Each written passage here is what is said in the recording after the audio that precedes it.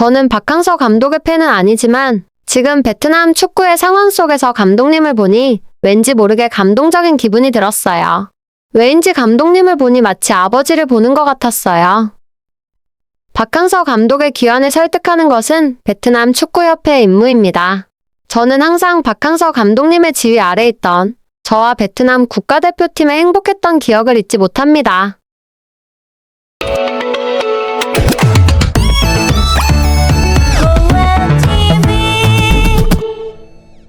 안녕하세요. 해외 반응을 전해드리는 호외TV입니다. 얼마 전 2026년 북중미 월드컵 아시아 지역 예선 3, 4차전이 아시아 전역에서 있었는데요. 경기 결과에 따라 각 나라들은 희비가 엇갈리면서 여러 가지 일들이 발생했습니다. 그 중에서 관심 있는 곳 중 한 곳은 한국인 감독들과 인연이 있는 인도네시아와 베트남의 2연전이었는데요. 신태용 감독이 이끄는 인도네시아가 3차전과 4차전을 모두 베트남에 이기면서 두 팀의 희비가 엇갈렸습니다. 인도네시아는 신태용 감독과의 계약 기간이 올 6월까지라 신태용 감독과의 재계약 문제를 최우선 과제로 삼고 반드시 장기 계약을 체결해야 한다는 여론이 들끓고 있습니다. 반대로 두 경기의 완패로 최종 예선 진출에 어려움을 겪고 있는 베트남은 트루시에 감독과 계약 해지를 하고 급하게 차기 감독 선정을 앞두고 있습니다. 트루시에 감독이 부임하기 이전에 베트남은 박항서 감독과 함께 베트남 축구의 전성기를 누려왔는데요. 결국 박항서 감독보다 더 잘하리라고 믿었던 트루시에 감독 체제하의 베트남 대표팀은 최근 부진으로 인해 부임 1년 만에 감독 사퇴라는 결과가 나오게 되었네요. 베트남 매체 VN 익스프레스에 따르면 박항서 감독이 베트남 대표팀 복귀 문제를 회피했다라는 기사에서 2024년 3월 27일 박린 FC 출범식에서 박항서 감독은 베트남 국가대표팀 감독으로 복귀할 가능성에 대한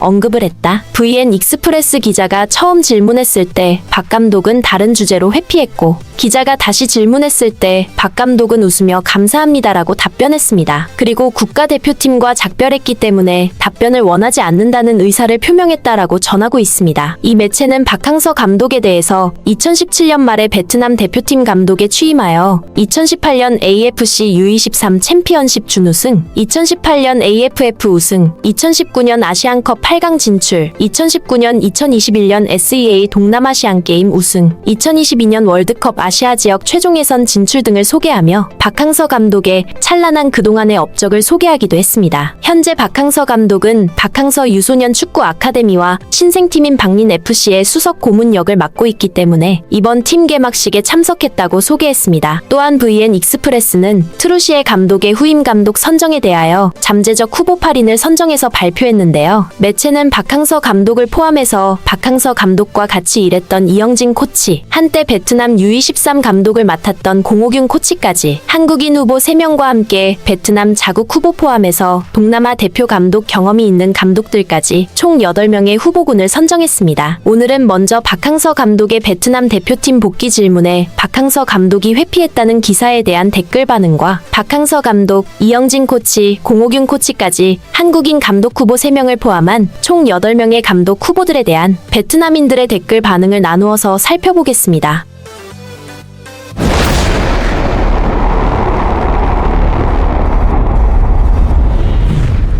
베트남 축구 역사상 박항서 감독보다 더 뛰어난 감독이 있었나요? 아무리 칭찬해도 부족하다고 생각합니다. 저는 박항서 감독님의 뛰어난 재능과 선수들을 잘 활용하는 능력, 그리고 경기의 핵심을 파악하는 지휘력에 감탄하며 존경합니다. 감독님은 한국과 베트남 사이에 외교 대사라고 해도 과언이 아닙니다. 한국에서도 베트남 축구 경기를 보기를 원하는 사람들이 많고 외국인 감독이 우리나라의 스포츠에서 많은 타이틀과 메달을 가져다 주었다면 그분은 존경받을 자격이 있습니다. 당신은 지금 어디에 있습니까? 박항서 감독 시절 베트남 대표팀 선수들은 인도네시아, 말레이시아, 싱가포르 그리고 태국과의 경기에서 승리 또는 무승부만 기록하며 큰 자신감을 가지고 있었습니다. 그 이유는 우리가 항상 승리하거나 비겼기 때문입니다. 하지만 트루시에 감독은 모든 것을 무너뜨렸습니다.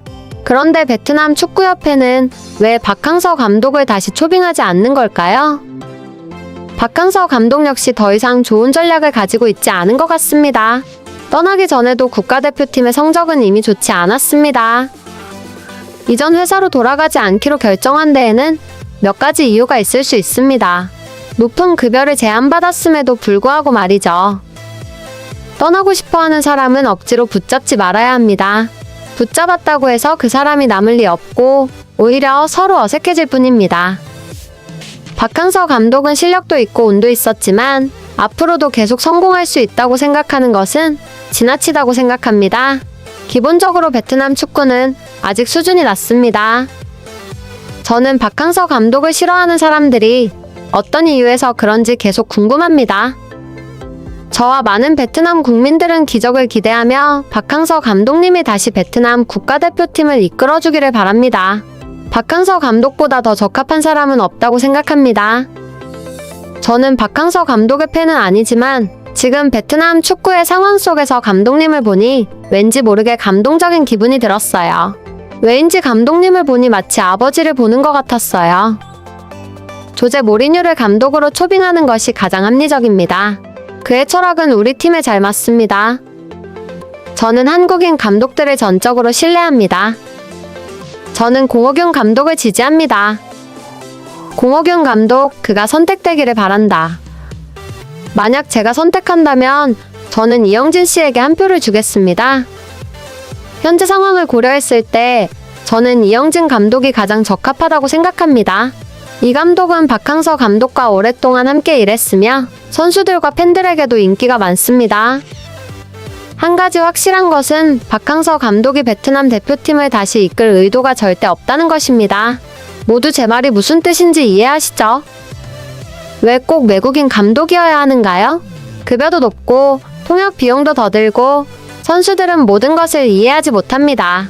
그냥 즐기기 위해 뛴다면 베트남 감독을 쓰는 것이 더 경제적일 것입니다. 박항서 감독이 돌아올 가능성은 낮아 보이고 이영진 수석 코치, 공호균 감독, 그리고 폴킨 감독이 후임으로 가장 유력해 보입니다. 이번 상황에서는 베트남 축구협회가 박항서 감독을 선택하는 것이 가장 합리적입니다. 박항서 감독의 귀환을 설득하는 것은 베트남 축구협회의 임무입니다. 저는 항상 박항서 감독님의 지휘 아래 있던 저와 베트남 국가대표팀에 행복했던 기억을 잊지 못합니다. 이상으로 베트남인들의 댓글 반응을 알아봤는데요. 베트남인들은 우선 박항서 감독에 대해서는 박항서 감독의 소중함을 느끼고 그동안의 박항서 감독 시절에 있었던 성과에 대한 고마움을 표시하고 있는 것을 알 수 있었습니다. 또한 박 감독의 복귀를 희망하는 사람들은 많지만 박항서 감독의 복귀가 결코 쉬운 일이 아니라고 느끼는 것 같습니다. 감독 후보 8인에 대한 댓글들은 박항서 감독의 영향으로 한국인 감독에 대한 호감도가 가장 높은 것을 알 수 있었으며 그동안 박항서 감독이 베트남에서 이룬 업적과 성과가 얼마나 대단했는지가 후임 감독인 트루시의 감독과 비교가 되면서 자연스럽게 베트남인들도 알게 된 듯합니다. 누가 차기 베트남 감독이 될지는 모르겠지만 혹시라도 다시 한국인이 감독이 된다면 쉽지는 않겠지만 박항서 감독처럼 다시 한번 한국인의 능력을 보여주기를 바라면서 오늘 영상은 여기에서 마칩니다. 시청해주셔서 감사합니다.